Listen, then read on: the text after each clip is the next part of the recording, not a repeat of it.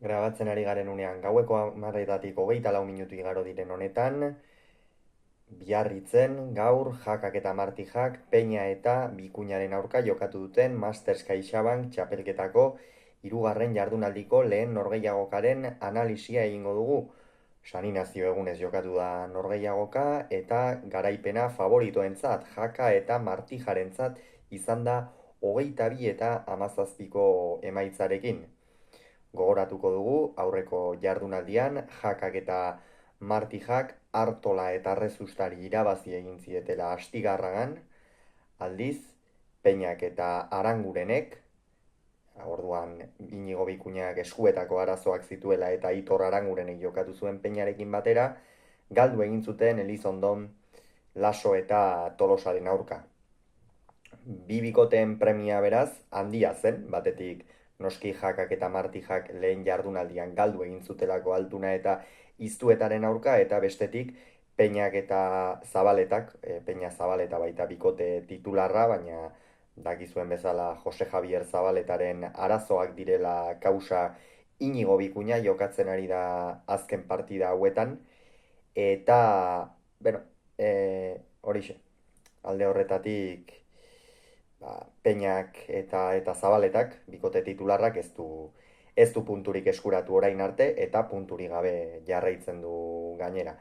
Partidak gako asko eduki ditu. Lehenengo zatian Peña eta Bikuña oso nagusi ikusi ditugu, batez ere Jonander Peña oso parte hartzaile jokoan, Inigo Bikuña ere ederki, Barakaldon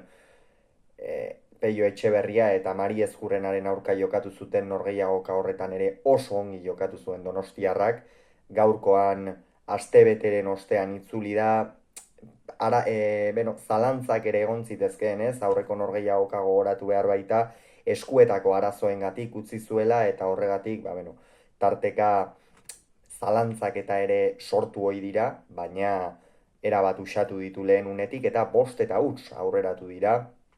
Ordurako Inigo Bikuñak atzean ia beti Inigo Bikuña atzean ia beti nagusitu da, esan dugu bezala Jonander Peñak naiz eta aurrean tanto asko ez amaitu, oso inteligente jokatu du eta oso ongi, eta Eri Jaka apenas aukerari gabe izan da partida hasiera horretan. Gerora baina pixkanaka partida aldatzen joan da, 5-3 ipini dira, baina gerora berriz ere joan egin dira, Peña eta Bikuña, Bikuñak atzean nagusitzen jarraitu du, Peñak ere aurrean esan dugun bezala, behar bada tanto asko ez ditu amaitu, baina Martija asko behartzen, eta Julen Martija ikusi dugu partida hasiera horretan oso deseroso, eta hori egin batean urdinen meritua ere izan da. Julen Martijak egia da askotan pilota azkarrekin, eta pilotak hasieran oso azkarrak ziren, gainera Biarritzeko pilotalekua oso pilotaleku exigentea da jokatzeko, eta egia da hasiera horretan Julen Martijari asko kostatu zaiola, bai pilotara jartzea, eta badakigu zen olako pilotaria den Julen Martija oso ongi jartzen da beti, asko jokatzen du, ia beti egon behar den lekuan dago oso erne, baina gaurkoan hasiera horretan behintzat ez zaio hori gertatu, eta aldiz Inigo Bikuña oso ongi ikusi dugu. Gainera, Inigo Bikuñaren inguruan ere aipatu behar da nola profesionaletan debuta egin zuenean, nahiko hankageldian bezala jotzen zuen pilota, eta horrek galarazi edo egiten zionez, zuen kolpe handiko mutila baita, zuen kolpe horren potentzial guztia ateratzea. Orain baina, pixkanaka ikasten joan denean, atzetik aurrera oso ongi egiten du, eta pilota askoz ere gehiago arrotzen du, askoz ere atzerago jartzen du, eta geixiago kentzen die aurrelariei, eta berak ere esan zuen orain bere ibilbideko unerik onenean ikusten zela, eta egin batean horregatik ere bada 12-8 aurreratu dira lehen etenaldira, lautanturen aldea,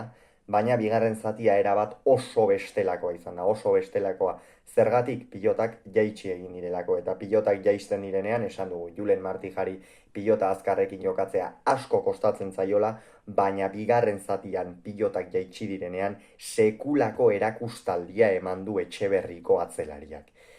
Sekulako erakustaldia esaten dudanean da, hartzen zituen pilota guztiak gozatu eta gainera ezker horman sartzen zituen. Eta horrek noski, Erik Jakari aurrean abagune ugari ekarri dizkio, Peñari askoz ere deserosoago egotera eraman du, eta zer esanik ez, bikuña ez, hasieran eduki duen nagusitasun hori, bigarren zati horretan, ezin izan duelako hainbesteraino eduki. Jakak erremateak oso ongi baliatu ditu, egia esatea nahi bada, ia beti tantoak amaitu ditu, asko behartu du Peña gainera, Peña pilota txarrak entzeko ere bikuñari boleaz eta sartu behar izan da askotan, eta behar bada orain artean Tolosarrak egin behar izan ez duen lan zikin hori edo gaurkoan egitea egokitu zaio bigarren zati horretan, Martija oso zuzen ikusi dugu, eta harrapatu dituzte markagailuan, eta lehen aldiz aurretik 16 eta 15 ipini dira, hor erabat esan dugu, partida aldatu egin dela, 18 eta 17 joan dira, bigarren etenaldira, eta gerora tanto guztiak erreskan egin dituzte. Jada Inigo Bikuña oso nekatuta zegoen, Julen Martijak asko behartu du bigarren zatian ikeragarri, eta benetan Etxeberrikoak egin duen bigarren zatia ikeragarria izan da horma batean enmarkatzeko modukoa. Honen bestez, azkenerako 22 eta 17, Jakak eta Martijak bigarren puntua eskuratu dute, Peña Zabal eta Bikote titularrarentzat berriz, alarma guztiak piztuak dira, punturik gabe jarraitzen baitute, eta jada sailkapen fasearen erdira iritsi gara, hurrengoa 4. jardunaldia izango baita. Ea zer gertatzen den orduan, guk hurrengoan beste bideo bat egingo dugu, bitartean on izan, agur.